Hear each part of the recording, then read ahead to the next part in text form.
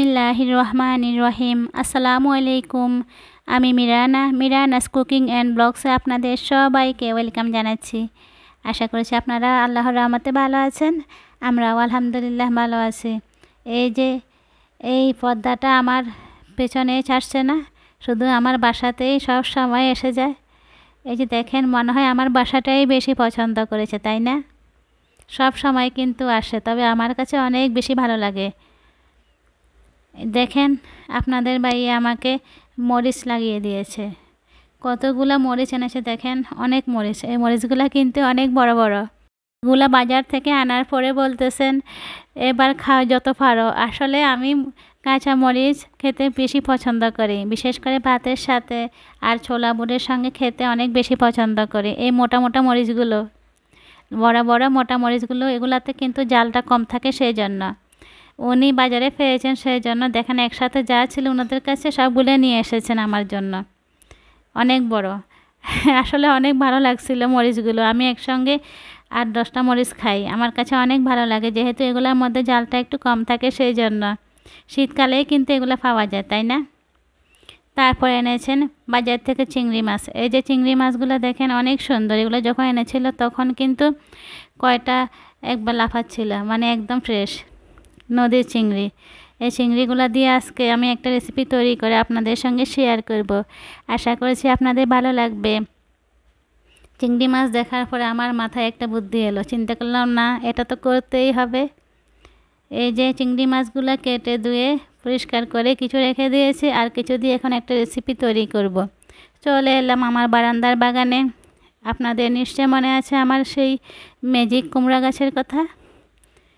এখন দেখেন ম্যাজিক কুমড়া গাছটাকে, এই যে দেখেন যে আগাটা বের হচ্ছে, চাইছিলাম এটা আমার মেহেদি গাছের উপর দিয়ে বাড়ার জন্য, কিন্তু বেচারা তো ওই দিক দিয়ে যাবে না। বেচারা শুধু লাফালাফি করে এদিক থেকে আসতেছে। এখন কি করা, যেদিকে যাই দেখি কতটুকু বড় হয়। কাটতেও কিন্তু ইচ্ছে করতেছে না, কাটতে মায়া লাগতেছে। এখান থেকে আমি কিছু পাতা উঠাচ্ছি, 6-7টা পাতা উঠালেই হয়ে যাবে আমার রেসিপিটা। যেহেতু কুমড়া শাকের কিন্তু অনেক বেশি হয়ে যায়, একটু হলে কিন্তু অনেকগুলো হয়ে যাবে। দেখেন আমার কাছে অনেক ভালো লাগছিল যখন আমি এখান থেকে কয়টা পাতা উঠাচ্ছিলাম, পাতা কাটছিলাম, আর আমার ছোটো মেয়ে আমাকে ভিডিও করছিল। অনেক সুন্দর না? পাতাগুলো অনেক ফ্রেশ, কোনো ধুলাবালিও নেই, ময়লা নেই, কি সুন্দর ফ্রেশ, কোনো ওষুধ নেই। এটা দিয়ে আমি রেসিপিটা তৈরি করব। দেখেন আমার নয়নতারা গাছটা, বেচারা শুধু ফুল দিয়ে যাচ্ছে, আর আমি সৌন্দর্য উপভোগ করে যাচ্ছি। এখন চলে এলাম রেসিপি তৈরি করার জন্য। আমি কুমড়ো পাতা প্রথমেই আস্ত অবস্থায় ভালো করে পরিষ্কার করে ধুয়ে নিয়েছি, তারপরে আমি কুচি করে কেটে নিয়েছি, যেহেতু এগুলো এমনিতে ফ্রেশ, কোনো সার ওষুধ নেই। দেখেন কতগুলো হয়ে গিয়েছে পাতা, কুচি করে ধুয়ে রাখার পরে পানি জড়িয়ে নিয়েছি। তারপরে এখানে আমি এখন দিয়ে দিচ্ছি 2 টেবিল চামচ ধনিয়া পাতা কুচি, বড় সাইজের একটা পেঁয়াজ, 5-6টা কাঁচামরিচ কুচি। এখন দিলাম 3 টেবিল চামচ ময়দা। তারপর দেব আমি এখানে 1 টেবিল চামচ কর্নফ্লাওয়ার। এই কর্নফ্লাওয়ার দিলেই কিন্তু এই যে আমি বানাচ্ছি এটা কিন্তু অনেক মুচমুচে হবে।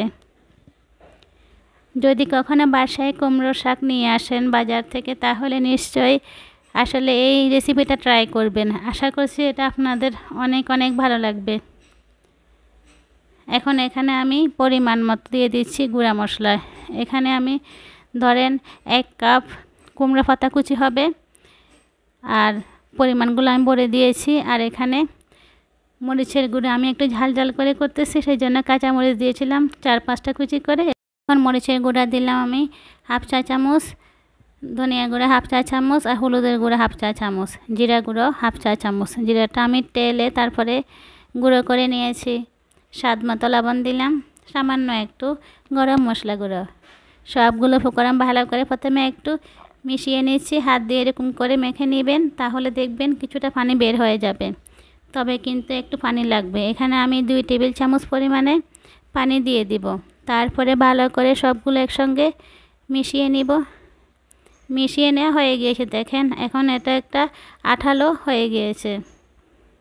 দেখেন কীরকম আঠালো হয়ে গিয়েছে। তবে এখানে বেশি ময়দা, বেশি কর্নফ্লাওয়ার দেওয়া যাবে না। 1 কাপ কুমড়ো পাতা কুচির সঙ্গে আমি 3 টেবিল চামচ ময়দা, 1 টেবিল চামচ কর্নফ্লাওয়ার দিয়েছি। এটাই হচ্ছে একটা স্পেশাল রেসিপি। দেখেন, আমি আশা করতেছি আপনারা এরকম করে খান নাই, তাই না? কেউ খেয়েছেন কিনা অবশ্যই কমেন্টস করে জানাবেন। এরকম করে একটু ব্যাটার নিয়ে তারপরে মাঝখান দিয়ে চিংড়ি মাছ ঢুকিয়ে দিবেন। আমি চিংড়ি মাছ আগের থেকে লবণ হলুদ দিয়ে ভালো করে ভেজে নিয়েছি।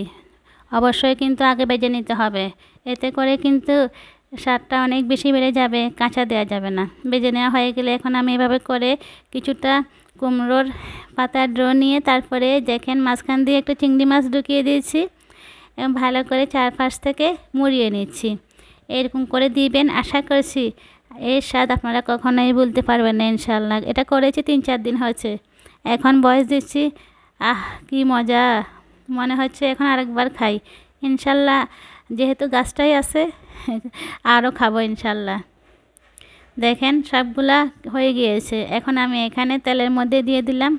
তেলটা আমি বেশি গরম করে নিই, মিডিয়াম গরম করে তারপরে চুলার আঁচটা কিন্তু আমি রেখেছি। তারপরে আমি এটা 4-5 মিনিট পর্যন্ত ভালো করে ভেজে নিব। এতে করে কিন্তু এটা অনেক মুচমুচে হবে। দেখেন, এটা দেখতেই কিন্তু অনেক লোভনীয়, বিশ্বাস করেন খেতে যে কীরকম মজা। অবশ্যই আপনারা কমেন্টস করে জানাবেন কেউ খেয়েছেন কি না।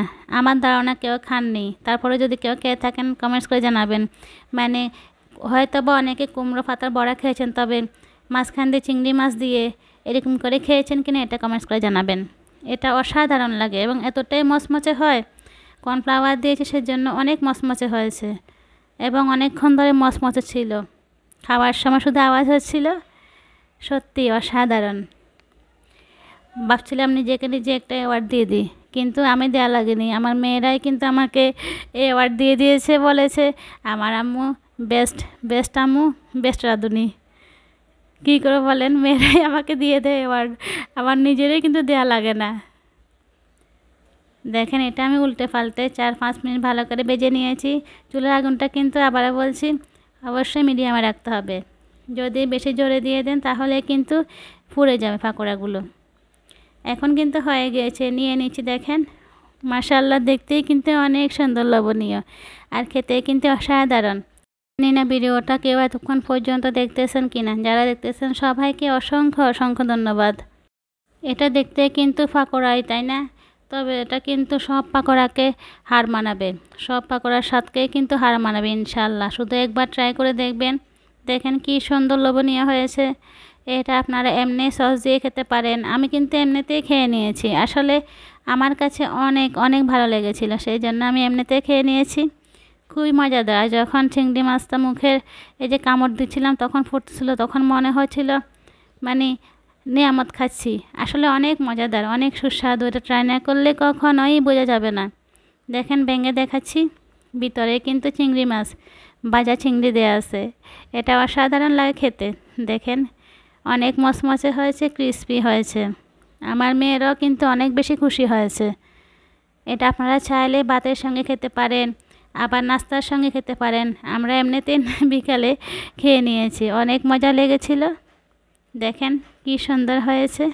আমি আপনাদেরকে একটু আওয়াজ করে দেখাচ্ছি, আসলে দেখতে হবে না কীরকম মচমচে হয়েছে, তাই না?